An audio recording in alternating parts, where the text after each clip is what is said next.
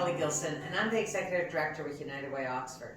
And joining me today is Janine Jones from the Food Forward Oxford program at Women's Employment Resource Center. So welcome, Janine. Thank you. And maybe you can tell us a little bit about what your role is for Food Forward Oxford. Okay. As Program Coordinator, Food Forward Oxford, I work out of Women's Employment Resource Center, downtown Woodstock. It is a funded program by United Way Oxford.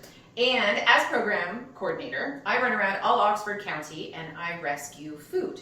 I essentially take anything that would be discarded going to landfill, or I work with community members and do food fundraisers to collect food and give it back to the people that really need it. And we deal with like soup kitchens, or we deal with community tables, offering free groceries to families and seniors and the housing insecure. We essentially connect everybody in our community to find ways to help reduce poverty and provide food for those who need it. So what's really interesting about this particular program is when Heather Breed Davis, who's the Executive Director at Women's Employment Resource Center, really noticed an uptake in the number of clients they were serving who were struggling to put food on the table for themselves and their family. Mm-hmm. And the need to try and help stock shelves just so people could get some food. Mm-hmm. They came up with an idea, working with other community partners, so it was a collaborative effort to say, we can do better. We can be intentional about not just rescuing food, but actually getting it into the hands of people who need it, or into the bellies of people who need it through community meals, communal meals, etc. So it was a pilot project. You're 2 years into it now. That's correct. And it's really evolved quite a bit. Oh, it's tremendously evolved. We have a lot of people that have been reaching out looking for solutions for the food that can't be distributed as efficiently, which would normally go to waste because they can't get it into the hands of the people that need it. So my job has been to connect all these people in the community, food access providers, with food providers themselves. And we have a store at Women's Employment Resource Center for our clients. But then any overages that we have from there, I will discern who gets which food. Like if we have a community table, they would take different food than, let's say, the support centers like the rescue centers and the women's centers, the shelters and such, and then soup kitchens. Right, because it really depends. If the food's going to an organization where they're doing daily or weekly meals for 100 or 150 people, they're cooking, they need some food. Mm-hmm. If it's going to a community table, then it might be a different, first of all, different quantity of food, but also sort of different kinds of food. Exactly. And so the fact that you're able to make these connections with farmers all the way through to corporate partners. That's correct. You're rescuing all kinds of food, and it's good food. Good, healthy, nutritious, fresh food. Yeah, we have fresh food. We have fresh turkeys, right down to celery and cans of chunky soup. Sometimes we have bread. Sometimes granola bars. Yeah, it all depends on what I rescue and how it goes back to the community. And we have people reaching out all the time, and the needs are continuously changing, but they have tripled since I started with this program. Not at the beginning of the program, there was someone else that began, but since November it's tripled in demand. And so the food products you use, you're working with organizations that are on the ground, that you're rescuing, you're working with organizations that are on the ground across Oxford County, doing a variety of different things, and really complementary, because I think sometimes it's easy to believe, well, if there's more than one group doing food or more than one group doing something, it's a duplication of service. But it's really not.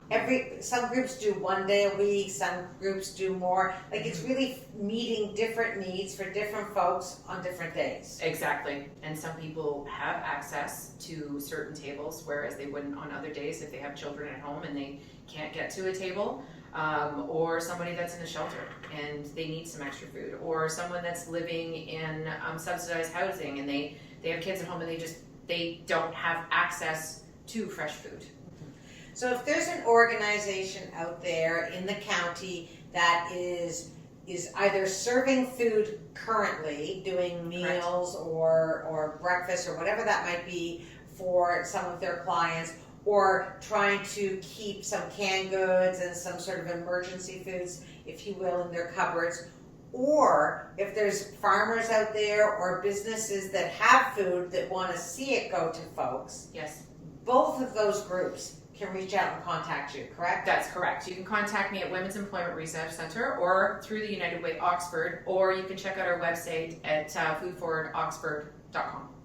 And so for people that want to perhaps rescue food and divert it from the landfill, which is a great environmental bonus to this particular program, or for organizations that really need a hand in affording the food, because Yes. we know the need is high because the cost of food is up. So people across our community, sadly across the world, need food. Yes. But even for the organizations providing it, the costs are skyrocketing. So Yes. this is a great way to help offset that. Yes. And you really have access to so many unique and interesting opportunities. And it's continuously changing. And so from a United Way perspective, we were excited to partner and invest in the pilot of this to see what could happen and where it could go, because we think that the opportunity, frankly, could be unlimited in how in turn helps people in need across our community. Yes, it's helping people in need across the community. It's helping out the environment exponentially. It's strengthening the community. It's increasing health. Some people that wouldn't normally have access to food do now, which is giving them more confidence, and it's creating less social limitations. Absolutely, it's very important. Food is a fundamental need. We Exactly. all know that. And for those that are struggling just to get by, it's becoming more and more of a challenge. So Janine, thank you and your team for all that you're doing. You're just like an Energizer Bunny, doing so much. And I know that there's some volunteers who help coordinate things as well. But thank you for the impact, because it truly is creating a better, healthier Oxford County for all, which is really important, I think, to all of us. And thank you for joining us and sharing about the program, because it's a program that I'm sure many people are unaware of. And for folks that are perhaps watching this, who either, again, have a need to access food supports and would like to add to their ability to serve the community, and or their ability to donate food products, this is a great way to connect with Janine at Food Forward Oxford. So thank you again. Thank you. And thank you for watching today. And please join us for upcoming interviews with community partners and funded agencies, so we learn more about the needs in our community and the programs and services that we invested to help meet those needs. Thank you. Thank you.